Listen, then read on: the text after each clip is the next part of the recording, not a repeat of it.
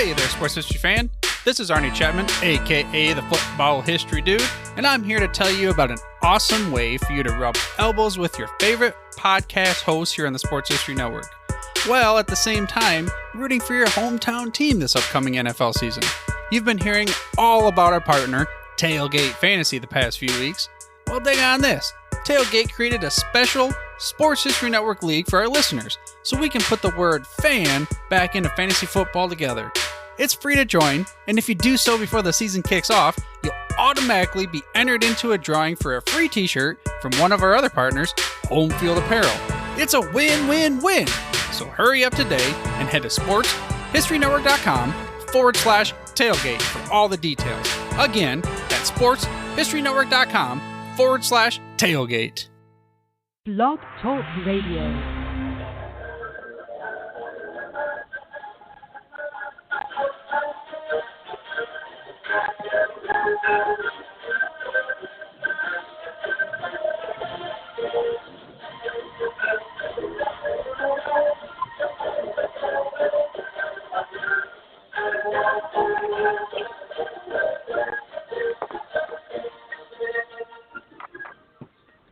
Tonight we'll go back in time to seasons past, when 22 men graced the rugged fields of yesterday, fighting for one more first down, one more yard gain, one final score which would bring victory after 60 minutes of battle on the gridiron.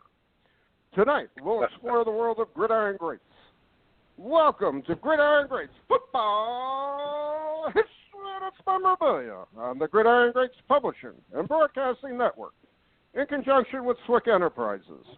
We're live from the Wallingford, Connecticut home of Gridiron Greats Magazine, and I'm Bob Swick, publisher and editor of Gridiron Greats Magazine, and I'll be your host for the show. Gridiron Greats is the only publication in America which focuses upon the history and memorabilia of the North American football game since its inception in 1869. We cover 140-plus years of football history and memorabilia, and you can find us on the web at www.gridirongreatsmagazine.com. We're sponsored in part by MSB Sports Cards. Check out their website for one of the largest selections of vintage football cards and memorabilia, msbsportscards.com. And we're also sponsored in part by BST Auctions. Check out their website, bstauctions.com. It is at this time I'd like to introduce my co-host, who is a senior contributing writer to Gridiron Greats Magazine, a football memorabilia historian, specializing in pre-World War II items, in particular Red Grange, and also Seattle Seahawk items, in particular Steve Largent. He hails from Portland, Oregon, Mr. Joe Squires. Joe, welcome to the show this evening. Yeah, I'm enamored with your intro every single show, Captain. I love it. Just Joe, love it. It is good to hear you again, and I'm going to lead off with, we're going to be slightly off the topic that we were going to talk about initially, but there was a big auction that just ended with BST Auctions, and I understand you won a couple of nice items. Any hints on those, or?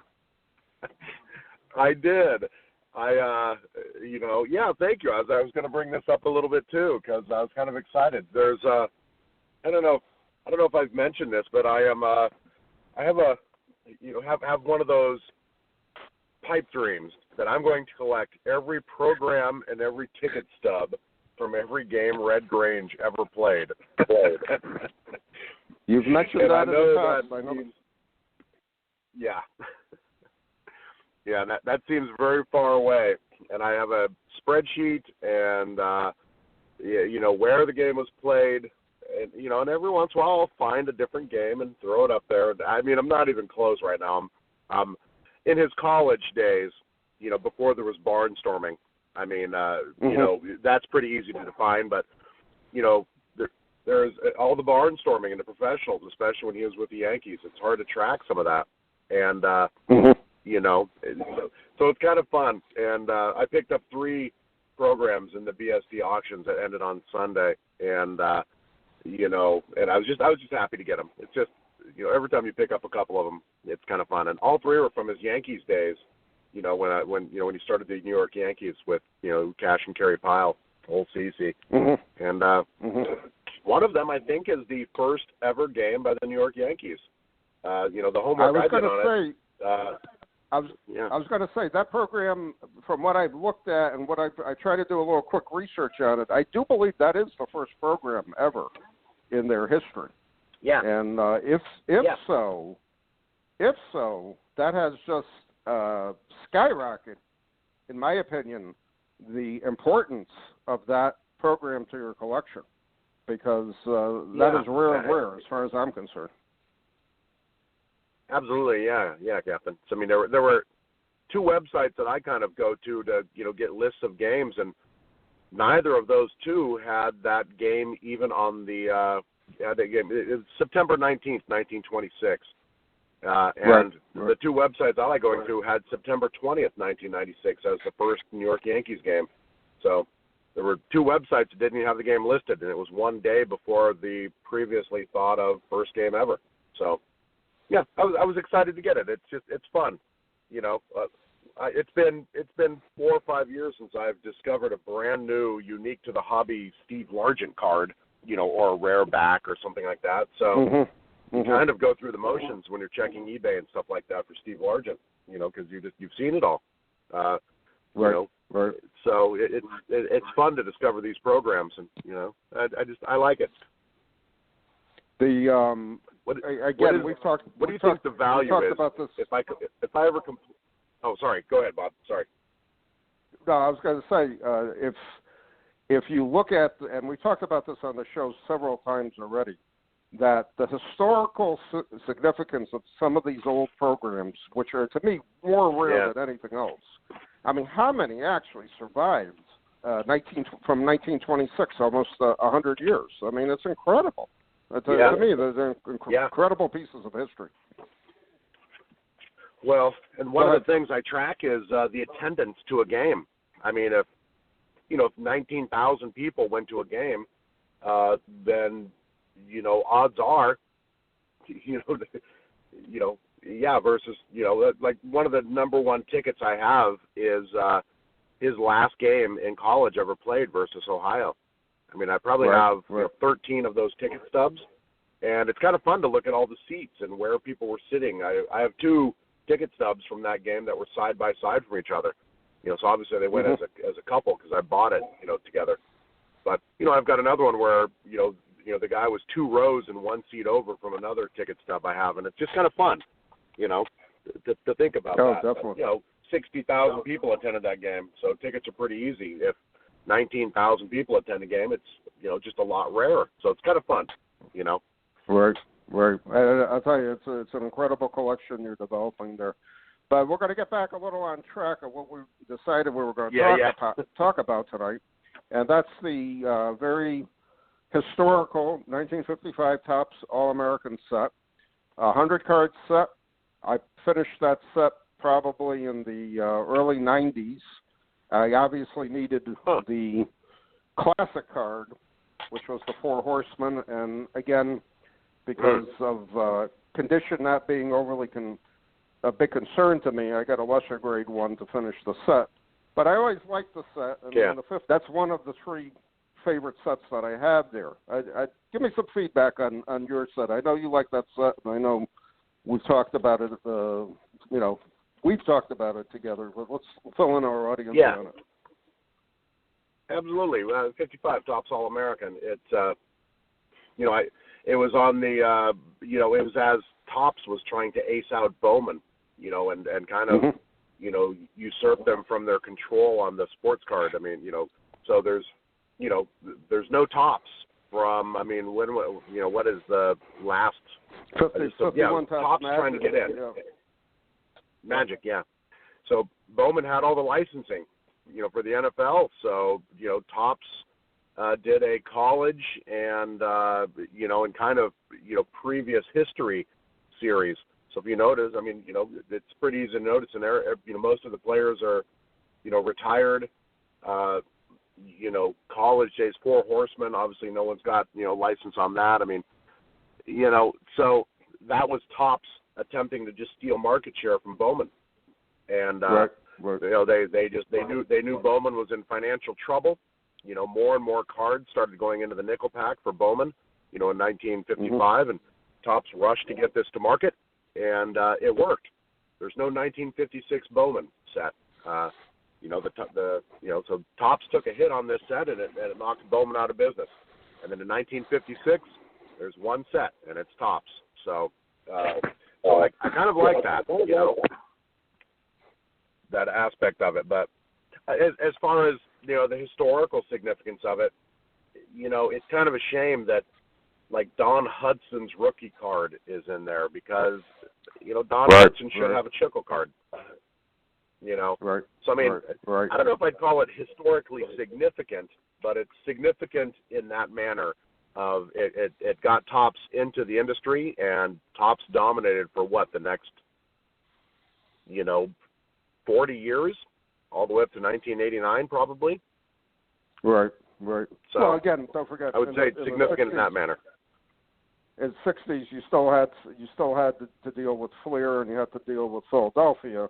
But it was basically an accepted practice, one league versus the other league type of situation. But back in the 50s, you're correct. I mean, it was basically putting Bowman out of business for football cards, and they never printed another card set after that. What I always found interesting historically is if you look at the 55 Bowman set and you look at the 55 All-American set, the 55 All-American set with the color pictures, it was just so much more of an attractive set than the 55 Bowman set, which to me really looked just like the 54 Bowman set. It was literally the same with minor variations there, you know. So it wasn't really a lot of creativity placed into it, and because of it, I think that's why Topps really took off with their 55 All-American set. I can only imagine being a kid and choosing between the two packs that were for sale at the candy shop there. You know, do I want to spend a nickel spend a nickel on the All-Americans, or do I want to spend a nickel on the Bowmans type of situation? So it's very interesting. And correct me if I'm wrong, didn't Bowman start out with like 5 cards in their pack? And then when the All-American set came out, they switched to 7 cards in the pack to try and compete with Topps. Yeah, you know, I believe something like that. I've heard it. Yeah, I believe something like that. I would have to go through my notes to review that, but there was something like that just to give the kids an extra couple cards and give them the incentive to want to buy the packs and try to make the sets together. It's just amazing. Yeah. And again, I look at in 51 the Topps Magic set, being a college set, being a small card set, trying to compete with Bowman because Bowman's cards were small, but at the same time having to scratch off all those backs so you could get the information you wanted on the back of the card was again another unique process that they attempted to get marketing, you know, to get sales for from a marketing perspective. Yeah. Did it work? I really don't know because they didn't come around with anything for another 3 years or 4 years. So it's an interesting comparison to look at it. I still believe you can put together a 55 All-American set, whether graded or raw, for a reasonable price. You know, and again, if you want a raw set in lesser condition, I mean, it's very doable. It's not that big of a deal. Yeah. I again look back in the late 80s, early 90s trying to collect that set. I could never find them, and I perchance happened to find on a big lot of them. Excuse me, about 30 or 40 cards, and I hit a jackpot, and I got almost a third of the set there. And then it was pretty easy up to the 4 Horsemen, and that was it. So pretty interesting. Yeah. Interesting set to say the least. Yeah, you're going to pay, and I put the set together in PSA 8 and 9, and you're going to pay $50 or less for 70% of the set in PSA 8. So, I mean, you know, 100 cards, so let's say 70 of them you can pick up for $50 each. There's 3,500. And then you start getting into the weird ones, you know, like you mentioned, the 4 Horsemen, Red Grange, Jim Thorpe, Don Hudson, There's a whole bunch of Hall of Famers in there, but even in PSA 8, I'd gander to say the most expensive card in there is probably either the Four Horsemen or the Don Hudson. And in PSA 8, you can still pick them up for, $800, which is a lot of money, but, the 1955 set is the 1955 Topps All-American set is the number one most collected set on the PSA registry for football. And not even a close second. And it always has been. I've been slowly. Bob's gonna reach through the phone and slap me, but I've been working on an article. What is the most popular football set? And I was doing data on who collected what set a long time ago, and and it's always been the Topps 55 All-American. And it's kind of interesting. So it's definitely one of the most popular sets. Historically significant. Yeah, who knows? As far as putting Bowman out of business, you didn't see Bowman for another 50 years after that or more. Right. And and again, it was an attractive set to collect. That was the nice part about it, and I think that's what Topps actually used some creativity in it to get the collectors to buy, get the kids to buy those cards. That's what it really came down to. Truly amazing, to say the least. My final card in the set. What did you say? Yours was the Four Horsemen? Yeah, it was the Four Horsemen. Man, mine was the Sammy Baugh card, and it was interesting because at the same time I was trying to finish the 1950 Bowman set, and Sammy Baugh in the 1950 Bowman set was my last card.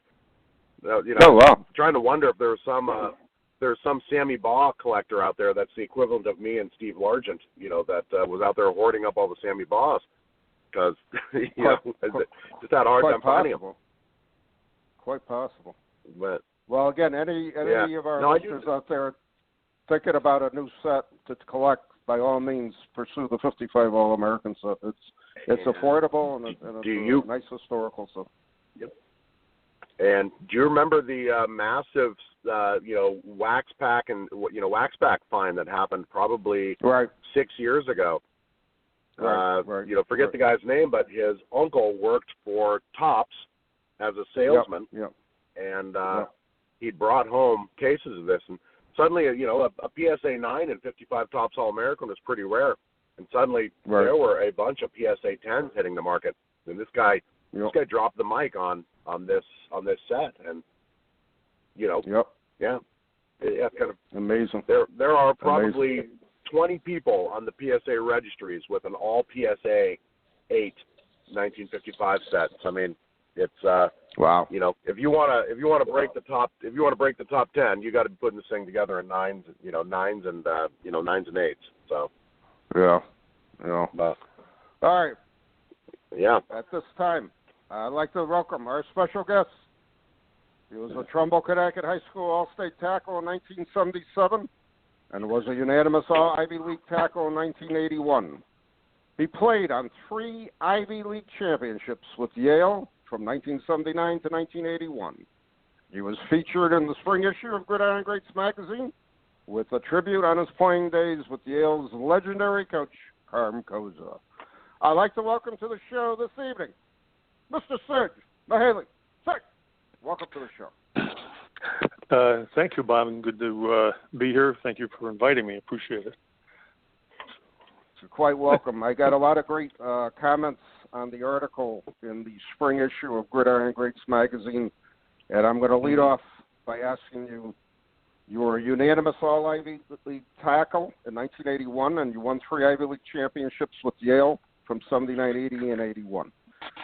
What was your initial impression of the difference between high school football and Yale University football? Well, Joe, I also want to say hello to you as well. Interesting to listen to all these, all this information on the cards. Big difference. I mean, one of the things. First one I noticed was the speed that the players played at. They were just a notch up in speed, quickness. Also how hard they hit. And it's funny, you go out there, and I think that goes to any level of sport as you move up from middle school, high school, college, get into pros or whatever it is. Obviously, you see the talent expands, but it was really noticeable. And where I maybe could say I'm not going to go quite as fast here, I had to go on best I could every single play. And if I didn't, then I fell behind, and it's not something I wanted to do. Wow. Another thing. The coaching staffs were different. Back in high school, I had a really great coach who's in the High School Coaches Hall of Fame, Jerry McDougal out of Trumbull. Was a great guy. I noticed both coaches, very interesting, that they had the great ability to bring good people around them. Mac brought in coaches like Checkeye and Walt Checkeye, Jim Prosack, and a bunch of other people. And you had Carm that brought in Seb Spina, Dave Kelly, Buddy Amendola, Larry McElreevy, Coach Rich Pond. These are class people. These are the kind of people. It wasn't just football. they were all excellent athletes and thoroughly knowledgeable in what they were teaching, but they were good people. They were kind of guys that you could look up to as an uncle to a great degree, and great friendships, and even today there's a lot of good memories. It's interesting because that was one of the time periods where I would sit in the end zone with a couple of my friends, and unbeknownst to me, I was watching you 79, 80, 81, and I spent many a Saturday afternoon at the bowl. And fast forward how many years later, we end up becoming friends, and I just find in a way great irony, and I find in a way it's an amazing story. And again, to try to give some background to our listeners, anybody who knows me knows I was brought up on Yale football. 1966, 1967, my father and I were rope guards at the Yale Bowl, and those were the days where you had 55,000 people going into the bowl on a Saturday afternoon.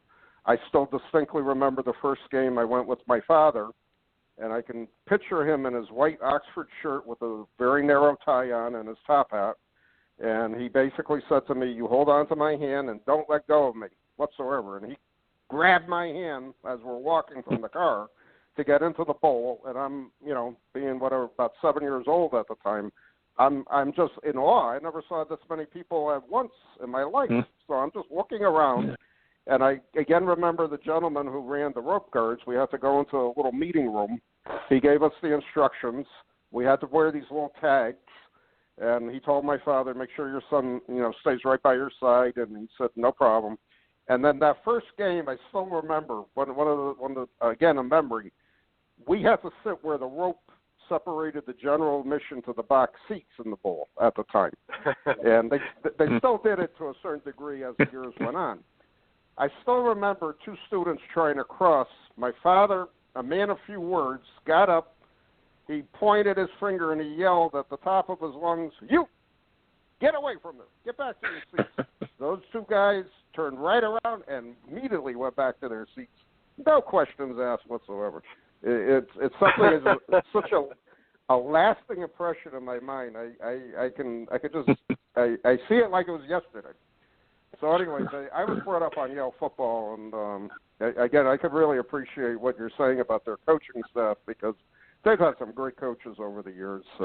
Not so much today, but back in the glory years, 60s, 70s, 80s, they're truly amazing. Yeah, I don't think they actually. I totally agree with that. You see, a lot of people. Well, there's not been enough credit given to Buddy Amendola too. He was a great, great defensive coordinator. He never lost his cool, no matter what happened on the field. Buddy knew exactly what was going on. That I think inspired a lot of the guys on defense. That he had really cool, but he had a brilliant strategy, which he played pretty much every single game against every offense. And it came down to, he says, the primary goal is to defeat their strength. If you can defeat their strength, they've got nothing left. And that's what we did. And we drew up all these schemes with the rest of the team, and Dave Kelly, who was another great guy, good friend of mine, and they just worked really hard and they had great players, and we wanted to perform for them. It wasn't the kind of thing where you said, you had to cheer guys on, hey, to motivate them. This was something the players, I believe, were self-motivated because the coaches, to a great extent, is that they expected them to perform. Take a little pride in yourself. This is, and it's not an arrogant kind of thing. It's just, this is a team together. We're a family. And that's a lot of what it was. And I think if you get any group of guys together, that's a good feeling. Yeah. Bob sounds like that booming Swick voice is hereditary. Sergi, the first thing I think of when I think of the first thing I think of when I think of college coaches is recruiting. I live in Oregon, and I just know Chip Kelly used to always complain he hated recruiting. He felt like it was beneath him. So I mean, you were close with Coach Koza, Carm. Obviously, what type of coach was he, and what was your most lasting impression of him during your playing days? Well, number one, I think there's a lot of great things about Coach. He was a very unique person. He was class. I think the first word you think about him is the word class. Never had to yell at anybody. Nice. Never had to really raise their voice. He knew what was going on the field, but he also took concern about your personality as a person, which I think any good coach, it's a big part of coaching. And if some guy was having a tough time at home or in the class or whatever it was, he was right on top of it. And so that was a big thing, and that increased their loyalty to him and the team, because if you have somebody like that that's working that hard, he wants to win, but at the same time he's also sincerely concerned about you. And I mean, you can talk to any of the guys on the team; they can tell you loads of stories of how Carm went out of the way to do something, to be there, whatever it was, to help them. And that's a big thing about Carm, big thing. But football-wise, he hired good people. They knew what they were doing. He was, to me, a lot of the times he was the General Eisenhower's of his staff. He had all these different people doing things, but he also took part, and it was a good experience. I mean, you're talking to a lot of 18, 20-year-old young guy with impressions. And I look back now and I see a lot of things, and it was a good time. Good time. I should hope somebody would speak so kindly about me someday. That was really good. Well, I have to be careful, because if I say anything that's too off color, I'm sure I got a couple of guys that are going to hunt me down over here. But no, Connor's a good guy. Good guy. No, sincerely, I thought that was great. I mean, classy is that was the first thing out of your first thing you said. That's great. I like it. Serge, he also looked at it. I'm sorry. I just want to say, I think a big part was he also looked at it as his, we were his kids too. He didn't have any sons. He had a couple daughters, but I think we're all his mischievous sons. So. Serge, what was it like to play in the Yale Bowl? Wow, it was incredible, especially. I played obviously in high school teams and went to different places. I mean, we had packed stadiums. We played Wilton my senior year, and it was homecoming day, and it was a lot of people. But when you go into the Yale Bowl, I mean, the history of Yale. That's one of the big reasons I went there. Was the history. Yeah. The school is just. I love history. I was a history major. It's just something I really enjoy. But you go there and you see the centuries and centuries of football there. But you go in there, my God. When we played Harvard senior year, they had over 75,000 people. That we set a record for the number of fans that day, and we played. Had a good game. But I mean, you go on the field, and the feeling, to me, it's almost like going back in time. It's 2012, 2018 right now, but 1980, I felt like it was back in 1930 with, all the guys running around the field. But you have to take your mind off all the noise and all the, hoopla that's going on and just focus. And it was got tremendous inspiration just being on the field, and it's a feeling I can never forget. I never want to. What was it like to run out of that tunnel the first time? Oh, it's Sorry about just walking down the tunnel, never mind running out of it. My God, it was real. It was like a rickety wooden stairway. Everybody, I was surprised that a lot of us didn't trip on the way down to the field, but you could hear the clack of the cleats and the peeling wall on the inside, and it was amazing. It really was. And you go out and all of a sudden you see the sunshine and people screaming and yelling, and it was quite an experience. It's an amazing experience. And again, for our listeners, I talk about Yale football. Serge talks about Yale football like it's nothing, because we, like I said, I grew up on it. You played there. But anybody experiencing a college game from a historical school, you can go to a Harvard Stadium, you can go to the Yale Bowl. There's nothing like going to the Yale Bowl. I don't care what anybody says. And it's kind of sad now because you don't see the attendance like you used to. But again, I remember the glory years. I remember when you played. I remember that 81 Yale-Harvard game. It's truly amazing. And again, there's something electrifying going into a stadium where you hear all the screaming, the yelling, the noise, the bands. Mm-hmm. There's nothing like it. There's nothing like it. I have never experienced the same feeling at an NFL game like I've experienced going to Yale football. And I've probably been to at least 50, 60 Yale games in my lifetime, if not more. And it's just something amazing about it. Yeah, the spark is not like it once was. Yeah, exactly. Yeah, exactly. And go ahead. Go ahead. I was going to say a couple of years ago that they wanted to change the bowl to turf, and to me that was like sacrilege. And right.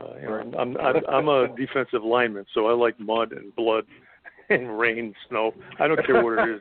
The messier the play, I love it. Okay, that's football to me, right? It's not the right. So the running backs, they wanted AstroTurf, but I got irritated. I actually wrote a letter and I said no.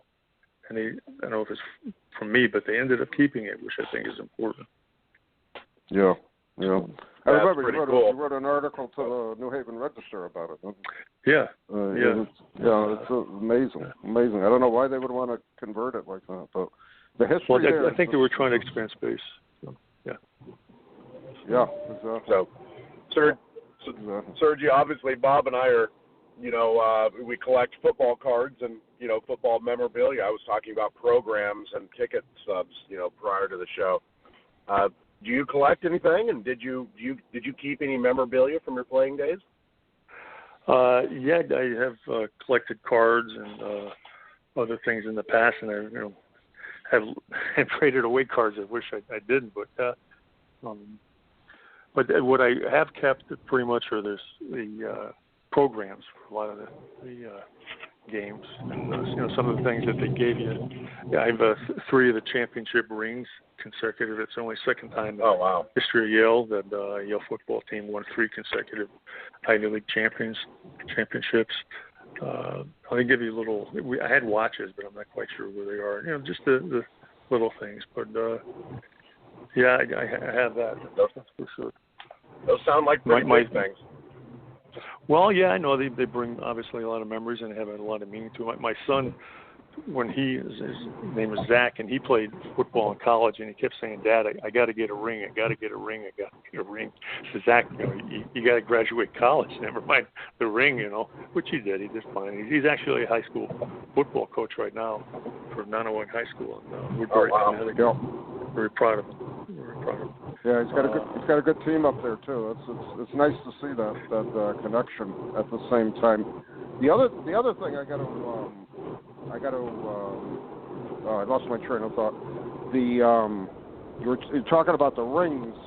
Are they still giving out a ring? I don't know if you know or not. They're still giving a ring out for each year at the end of the season, or only when they win? Do you know? Excuse me, I think, I'm not sure. I think it's only if we win a championship, but right. Okay. All right. That's what they gave us. Yeah. Bob, you're dead against participation trophies. Bob, you're dead set against participation trophies, so that'd be a participation ring if they just gave it out. Yeah, you can still, because I lost mine. What? Oh, this was what I was going to say. I don't know if anybody realized, but Mrs. Koza sold their house in Orange, Connecticut, and they had a massive tag sale, and I guess some of Carm's stuff was at the tag sale. And I found out about it later on, like a couple weeks later, and they had some sort of auction or tag sale company come in and clean the house out, and they put all the stuff for sale. And I can only imagine what he had left. And I hate to find out what they sold it for, A, and B, I hate to find out where it went to. I haven't really seen anything on the secondary market of his stuff going for sale right now. So it's amazing. Amazing. And again, I found it 2 weeks after it was over. I would have been there, camped out the night before, seeing, trying to see what was there, type of thing. Serge, do you have any story you want to share, particularly about Carm Koza over your playing years there? Well, it's always trying to figure out what would be the best. There's a lot of stories about Carm, but I know he, like I said, he was very careful to keep an eye on the players. And I think there may have been a course or two I was kind of struggling with at the time, and he came up to me at the water fountain. He says, "Hey, Mahili, you keep on your books there, because otherwise I don't want to have to take a big guy like you over my knee and spank him." I says, "Don't worry, Coach, I got it." So, but he was a good guy, a really good guy. So. Sounds like he just looked genuinely cared for the player, like you said. I mean, football's ancillary to the education, and taking care of yourself is what I'm picking up. Yep. Yeah. He was always very proud. He says, and he would tell us this. It wasn't just something that was for the outside or the public or PR or whatever. He says, we have a high graduation rate here. And he says, I'm very proud of that. You guys are not just athletes. You're a lot of you are captains of your football team, but some of you maybe even be presidents of your class. You all worked very hard to be here, and he made us feel good about ourselves. And then if we didn't quite perform, he'd also be on top of us. He was a good father, father figure. And a lot of the guys, and you know that in sports, it's one of the biggest, most important things about being a coach is to be there for the kid, not just with X's and O's, but also in life, and I have same thing. And I have many memories, and a lot of my buddies, if you ask them, like I said, they'll tell you a lot. Is there a coach or is there a program in college now that you look at and admire and kind of like, okay, that's good? Well, yeah, I think there's quite a few. I think Lou Saban, I mentioned that in the article, it was good. I'm a big, I like Penn State. I think the coach there is doing a good job. I think you can go to anywhere. I mean, you can listen to the people and how people present themselves.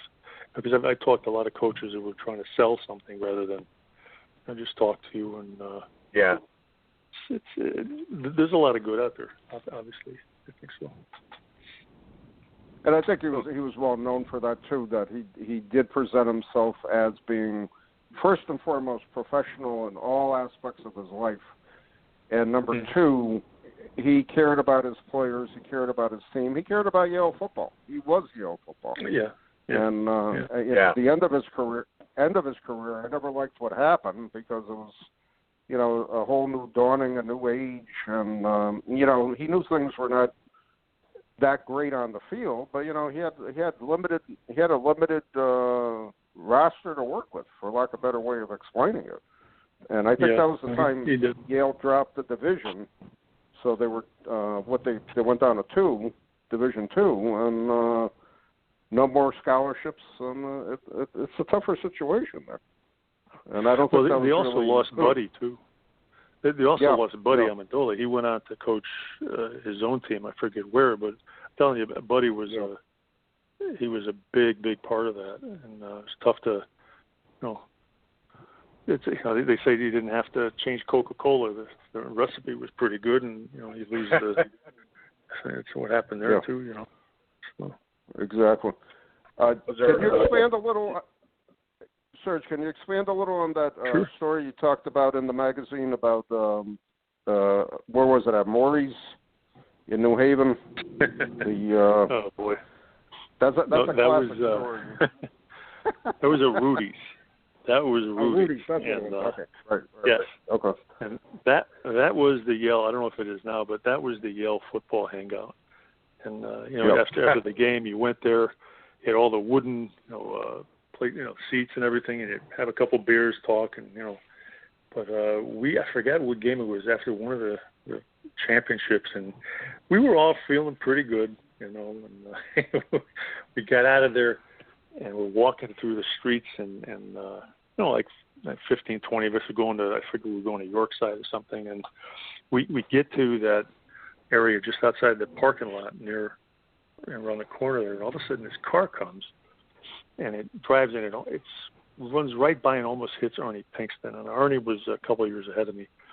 He was a defensive back from Connecticut, and, he add a little bit of alcohol to a bunch of football players. They just won a championship game, and some kid comes and does that. But the kid got out of the car, which we didn't do anything. We were just walking on the field on the street, and the kid gets out of the car and he starts screaming at everybody. I'm going, man, what the heck what's going on here? But you got these guys are here's the whole football team, and he didn't care. He got out of the car with his buddy, and he got into somebody's face, and all of a sudden the fish started to fly. Oh my God! It was like a John Wayne fighting movie over there. Everybody fists were flying, everything was going. And I was looking. I see Kevin Zinger. Now Kevin is a great guy, good friend of mine. But Kevin would have ripped this guy in half, and I felt bad. I said, a fight is a fight, but Kevin would kill him. So I go, and I feel bad to this day. I go and put my arm around Kevin to keep him away from everything, and the kid comes up to him and belts him right in the jaw. I go, oh man, and I look and said, Kevin, I'm sorry. He just shook his head at me, and then they continued to do whatever they did. But all of a sudden, there's like 15, 10 cop cars show up, sirens flaring everywhere. So I go, oh my God. He's like, yeah, typical Yale football. That's what we're doing. We're all having a good time. And, so they ended up, as far as I know, they arrested a bunch of the guys, the two other ones, and they, put them in for the night, and they got released. But it was, the next day we had all the football players just shaking their head, and well, I think Carm went and bailed them out, and it was like, oh, thank God, typical kind of thing Carm would do. Shake his, you guys, I love you, but you I'm going to have to spank you after a while. So it was, that was a memory, what a memory. You'd think the guy would get out of the car and go, what the hell? Oh, sorry, gentlemen, my bad. I mean, and his friend. What's even funnier is his friend. His friend, like, let's go kick some ass. And he gets out of the car, rounds the back of the truck, and is like, whoops, don't know this guy. Yeah, it was crazy back in those days. But, it was amazing. Nice.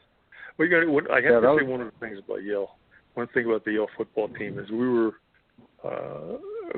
very rowdy to a great extent. We were all individuals. It wasn't, Carm picked a bunch of players who were very determined, strong personalities, but they weren't bad guys. They were just, we're the Yale football team, and we're going to do the best we could in what we did, but we're not going to run away from a fight either, So as long as nobody got hurt, it's a big thing. Serge, did you ever consider going pro or anything? Actually, I signed as a free agent in 1982 with the Denver Broncos. I tried out there. I got to meet some really good people. I got Greg Morton and the head coach. He coached for the Giants for a while. Forget his name all of a sudden. He played on the Dallas Cowboys. Dan Reeves. So I was out there. I tried out. I tried out as defensive. It was nose tackle. I don't know why I was at nose tackle, but That's where they put me. I was, usually a defensive tackle. But I got cut a couple weeks later, and halfway through the tryouts, and then I tried out later with the USFL, the Denver Gold, and it was quite an experience. And then, that was it. So time was over. It's a good experience, though. Huh. That was funny because I got in my notes. I got in my notes, Serge, why you didn't play professional, and I was saying to myself, you probably would have been a good fit in the CFL with your size on the defensive side for that game. But I didn't realize you tried out with the USFL too. I knew the Denver story, but I didn't know the USFL story. Wow, that's pretty cool. Yeah, it was funny because right after I got cut with the Broncos, I started getting phone calls from these different teams because the league was just starting up, and I had a phone call from the New Jersey Generals, and then I guess they were figuring out who they were going to take, and depending on the teams and who they cut, we'd go to the Broncos, we would go to wherever it was, and I was on the list there. So they flew me out to Pittsburgh. There was a tryout there, and they were just taking anybody they can find off the street, and other people in the area that had played or whatever it was. So you had guys that were just playing, backyard ball to guys who played in college. And then they said, come out to Denver. We'll try you out there in Arvada. And I went out there, and I forget, Red Miller, I think, was the coach then at the time. Oh, wow. Yeah. It was quite an experience for a young guy, meeting all these people, going all these places. I was just, flabbergasted to go through all this. Hey, that movie Invincible is based off a story like that. Vince, what was his last name? Yeah. You got a football card. So, yeah. Oh, yeah. I know who you're talking about now. My mind is blanking his last name. Yeah. But, it starts with a P. Starts with a P. Played with the Eagles. That's an interesting story. I didn't realize what the USFL, because I know the USFL needed players, and I'm very surprised he didn't get picked up by one of the teams. That's very interesting. You would have had a card in 1984 and 85 if you played. The top contracts. You know what the contracts were being offered for linemen? $15,000, $20,000, and $25,000. Wow. Oh, wow. Yeah, that was it. I still have them someplace. Well, That's not so good. No. They were playing with monopoly money anyway. So, probably. Well, the bigger players they played. Yeah, sure. Think about it, Serge. You could have Donald Trump owned owned the Generals. You could have been playing for a future president. That's right. That would have been something, eh? Make USFL great again. There we go. So. Yeah, that'd be cool. Nice. Unbelievable. What do you do now? What do you do now? I have a minor in American history in college too. So I mean, what'd you end up doing for a career? Well, I taught high school for a while. Went in the inner city and taught. I worked as a newspaper reporter. Managed a couple businesses. I've written a couple books. I'm working on a couple of those. Right now, I'm healing up from some medical things that have happened, but taking some time off to take care of that, and then go back and figure out what I want to do. I like to do more writing. I really enjoy writing. I had a outdoor column in the New Haven Register, which I really enjoyed. Right. I'm also a member of the New England Outdoor Writers Association, so maybe something going back into that. See what we can do. I think you really should, because your outdoor columns were very, very interesting to read, and I know a lot of people enjoyed reading them. They were very interesting. They were written by somebody who really appreciates the outdoors too. And I hunt and fish, and it's I like it. Exactly. Well, Serge, we're almost out of time. I'd like to thank you very much for being on the show. It's good talking to you. Just as a side note, Serge has been active politically locally here in Wallingford over the past several years, and that's how we got to know each other much better, and had some good conversations over the past few years. So it was a good a good interview too about Carm Kozo also for the magazine. I got quite a few compliments from people who read it, saying that was really nice, a real nice tribute to him. And I'm glad I was able to do a tribute to somebody who actually played with him and knew him. Oh. And that's what it's all about. So that's important. Yeah, he's one of those people you really, really appreciate having met. So I'm very blessed to I got to meet him only once. My wife Brenda got a pass to do photography on the field quite a few years ago. So she did a photo shoot for Yale for them, and I tagged along. And I had just started the magazine took over the magazine at that time, and I got to meet him once real quickly. I just shook his hand, and that was it. But it was an interesting experience, to say the least. The game is a lot different on the field than from the stands. That's what I tell everybody. Absolutely. And people don't realize that, but it is. So, all right, sir. Thank you very much for being on the show, and we'll be in touch. Thank you, guys. I appreciate it. Thank you, Joe. Good to talk to you guys. Good show. You as well. Thank you care. very much. Okay. Bye. All right, Joe. We'll wind it down. The show winding down time. We had I had a lot of good memories just now. Thinking about my dad, thinking about the Yale Bowl, thinking about the good old days going there in the late 70s, early 80s, where I used to buy the general admission ticket. And I hate to say it, but I was one of those people who hopped the rope and went into the preferred seating area if nobody was sitting there, and I jumped ship there.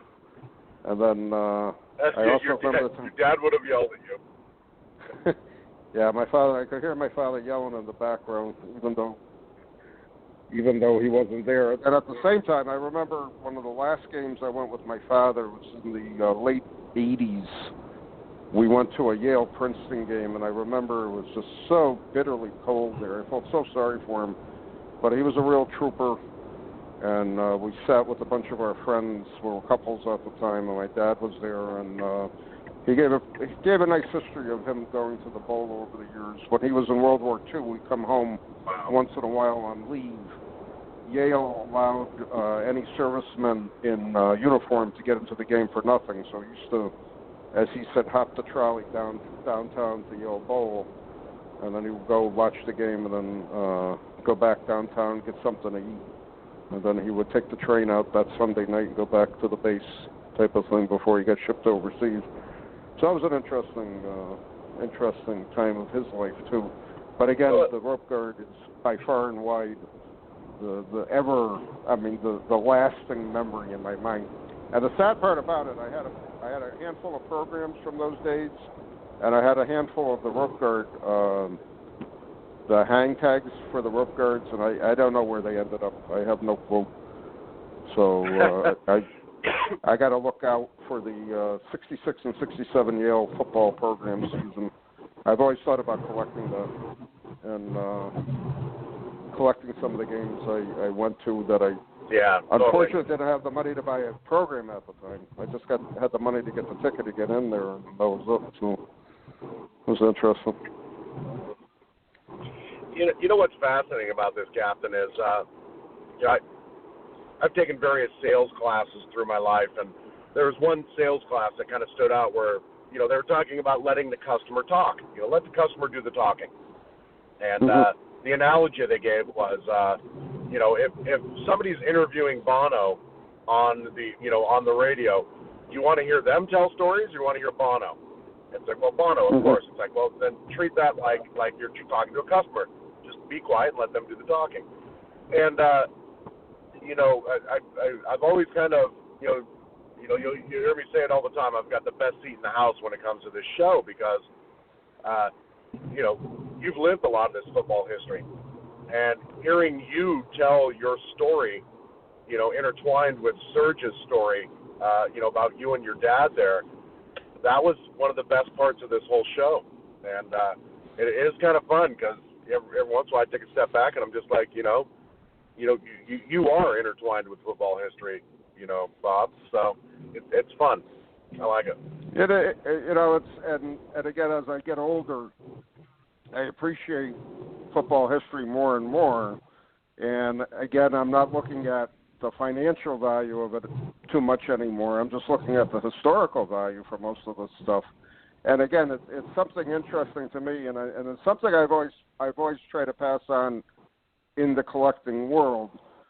Some guys, they make fun of other guys for what they collect, so on and so forth. Oh, you only collect this. I got this. Blah blah blah. Everybody's ego has to be stroked as far as their collection is concerned. And I always look at it. Hey, if you like collecting that, more power to you. If you wanted to collect, I don't know, let's say the most obscure Division III college football program out there and collect every program they ever played a game in, more power to you. I think that's a great collection. Good on you. That's fine. And again, I think, like you're saying, as far as the football history part of it is, Serge lives football history. I live football history. It's pretty wild, to say the least. And another real nice experience I had about the Yale Bowl, and I got to try to summarize this pretty quick. The New York Giants played at the Yale Bowl while they were rebuilding Yankee Stadium for 2 seasons. And oh, wow. At that time, believe it or not, I got a job with my brother-in-law at the time of being an usher at the bowl. So we got to see the game for nothing. And you're talking about wall-to-wall people. You probably had 75,000, 80,000 people in that bowl. You couldn't move. You couldn't get any more people in the seats the way they were. But I just thought it was the most amazing thing. I got to see the Giants play for nothing. And, I didn't buy any programs except one, and I would pick up any ticket stubs I found on the ground because for whatever reason I wanted to have them. And if you saw where the bowl is located, it's kind of like a residential area. The parking for the Giant games were a nightmare. So we would have to sit in the bowl and help them clean it up after the games. And then like an hour and a half after the game, and again, there's no lights at the bowl at the time, would be walking to our car, which was literally 2 miles away, and driving home. My brother-in-law would give me a ride home afterwards, drop me off, and then he would go home. But, that memory pops into my mind also. And I thought that was one of the coolest things. I think I ushered like 3 or 4 games because there was such a large group of people wanted to be ushers. They rotated us in and out for games. So it was really, really amazing. Again, I remember that quite well, too. That's all coming back to me. And again, it was football history when the Giants actually played in New Haven. So that was big news in the New Haven Register. And in the South. I mean, college ball is so important. I mean, it's important here on the West Coast, but, to the nth degree of its importance, on the East Coast and in the South. I mean, they live for it.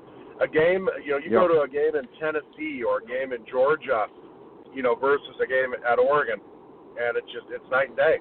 I mean, I remember going to the BCS championship when Oregon played Auburn, and their band got out there and played, and it was amazing.